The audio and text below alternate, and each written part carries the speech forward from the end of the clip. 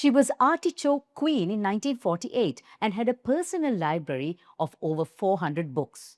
She studied weightlifting with a former Olympic champion and was famed for her breathy voice, which was a result of speech therapy exercises used to overcome a stutter as a child.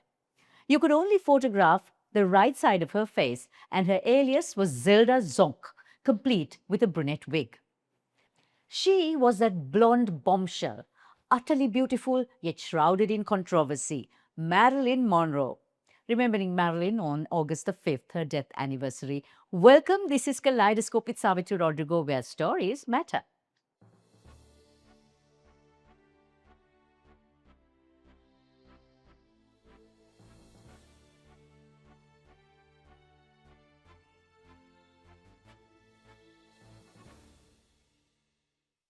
From the Kaleidoscope studios, Rohan Pethiyagoda, Sameera Kalupahana, and news headlines of the past week.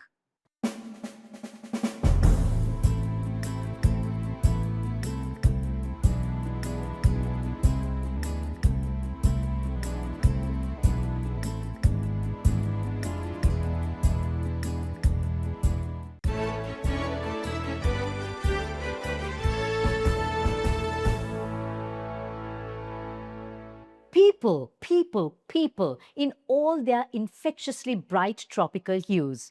A color palette that gets Sameera Kalupahana energized to pick up a brush. He uses the morning light to start his stories, as the warmth, beauty and colors are more enhanced in those hues. Samira hails from Beruala, with each canvas in this collection unfolding his journey of people in their daily lives.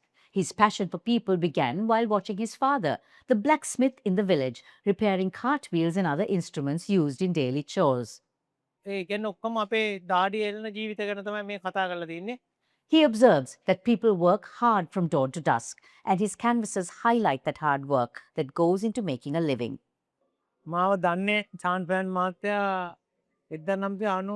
Samira was spotted by Paradise Road Gallery's Shant Fernando during an art fair way back in 1992, and since then has been invited for repeat exhibitions, clearing a pathway for Samira's works to unravel story after story of ordinary people leading transitional lives. We are constantly with you on YouTube, Facebook, Instagram, and LinkedIn. Subscribe and follow so you don't miss out. And to our partners who fuel our journey, SriLanka Live, CDB, and The Daily Morning, thank you.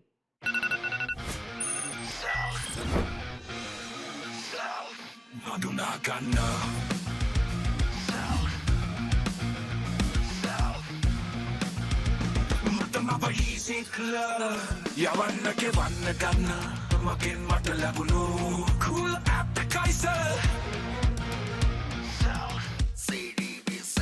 Introducing CDB Self, the digital wallet that makes life easy.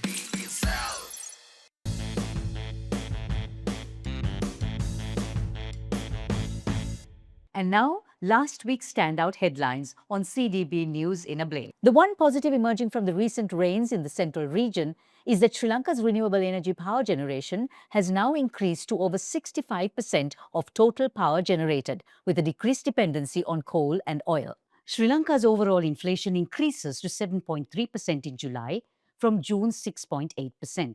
The number of Sri Lankans leaving for overseas work increases by 4.84% in July. From highs to lows, here's our market snapshot this week. The All Share Price Index at the Colombo Stock Exchange remained flat with low daily turnover levels due to lack of interest from foreign buyers. WTI prices dropped close to $75 per barrel after renewed optimism over a potential US-Iran draft agreement eased geopolitical fears. Gold prices rose back to over $4,150 per ounce, helped by a weakened US dollar and lower oil prices. The world's largest orchid blooms at Peradeniya Botanical Gardens after 16 years. Aren't they cute? The Longleat Safari Park UK welcomes two adorable and rare tiger cubs born on International Tiger Day.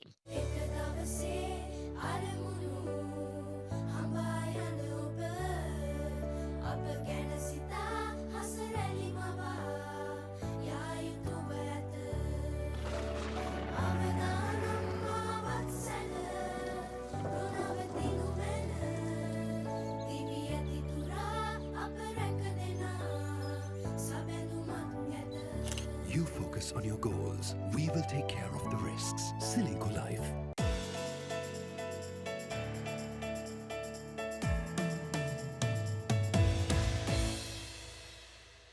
Curiosity is the most radical act of conservation. This week, we celebrate that spirit with Rohan Pethiyagoda, one of South Asia's most distinguished naturalists.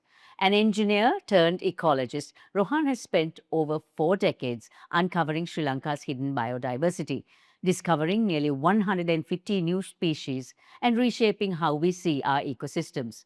His contributions have earned him the Rolex Award for Enterprise and the Lenin Medal for Zoology. In what he calls his final book, The Curious Naturalist, he distills a lifetime of wonder into 127 essays that challenge assumptions, provoke debate, and remind us why Sri Lanka is a living laboratory of evolution. On Kaleidoscope SriLanka Live Dialogues today, we explore the insights and legacy of a man who has never stopped asking why. Why did you choose to end with this collection of essays, and what's it going to leave for us? Well, I hope it'll leave a message that the next phase of natural history interest in Sri Lanka must go from watching animals to studying them scientifically. So the message I'm trying to say is we've moved on in the past 50 years, in the course of my career, and now it's time to leave a new message to the next generation, which is happening, that scientific inquiry is where the future lies. Which of your finds in these essays actually challenges conventional wisdom? I think the one on microendemism. Microendemics are these species that occur in very, very restricted, confined little places. There's hundreds of species of plants like that in Sri Lanka, which are just known from one tiny place. There are fish like the bandula barb in a couple of 100 meters of a single stream. You go downstream or upstream, the fish isn't there. What makes these animals so philopatric, so much in love with their local surroundings that they won't venture outside? Is it that they can't because they can't get the food they need, or because they get some disease when they go outside? What's driving this? We have no clue, whether for plants or for animals. And I think to understand this better is the fascination that lies for me ahead. Of these essays, were there any favorites for you? I think the one where we're talking about sexual selection is going to have a lot of resonance, and this recurs throughout multiple essays, where I'm looking at the way in which a peahen chooses a peacock, or animals choose their mates. And there is so much resonance in the way in which this works in human societies as well. How we display ourselves to the opposite sex in order to find a male.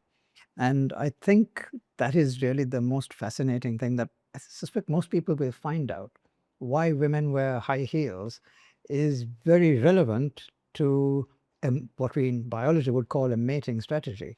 But we don't think of it in those terms. So I think that people will find, when they read these essays, whether it's an essay on cuttlefish or on lobsters, on macaques, monkeys, that these animals are very much like ourselves. And we will see in nature a reflection of ourselves.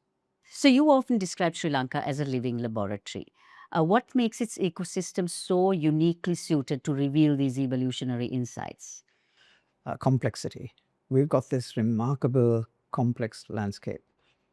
Mountains in the middle, lots of deep isolated valleys, 103 rivers in this tiny island, which are more or less perennial. And the habitat heterogeneity, I think, is really what drives Sri Lanka as an engine of evolution. And young people, young scientists are becoming more and more interested in studying that complexity. What qualities do you believe Sri Lankan scientists, young scientists, need to have to carry that biodiversity research flag forward? When I started out, there were maybe 2 people who were knowledgeable about the science of fish.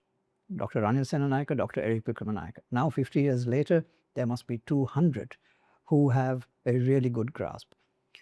Biodiversity, knowledge, science, interest, even as watching, even as going to a national park. When I was a kid, nobody went to Horton Plains. Today, on some days, 10,000 people show up.